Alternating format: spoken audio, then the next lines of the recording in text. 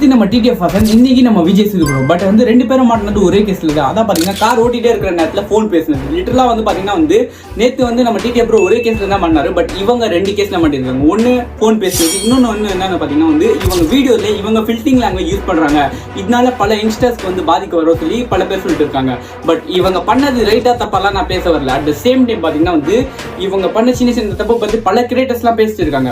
But வந்து இவங்களோட videos பார்த்து பல பேர் ஸ்ட்ரெஸ்ல இருந்து வெளியே வந்திருக்காங்க, டிப்ரெஷன்ல இருந்து வெளியே வந்திருக்காங்க. ஏன் இன்ஃபேக்ட் பாத்தீங்கன்னா வந்து இவங்க வீடியோ பார்த்து இன்ஸ்பயர் நம்மளும் வாழ்க்கையில ஏதாவது சாதிக்கிறவங்க பல பசங்க வந்திருக்காங்க.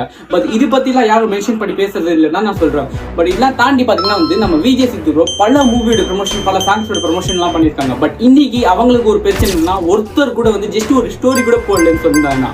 லிட்டரலா பாத்தீங்கன்னா வந்து பல பேர் இருக்காங்க. பட் வந்து நான் யாரும் மென்ஷன் பண்ணி சொல்லல. பட் வந்து இன்ஃபேக்ட் நீங்களாச்சும் விஜய் சேது ப்ரோவில் ஒரு ரியலான ஃபேன் இருந்தீங்கன்னா கண்டிப்பா ஒரு கமெண்ட் போட்டு கொடுக்கணும். அவங்க ஃபேன்ஸ் எல்லாருமே இந்த வீடியோ ஷேர் பண்ணுங்க.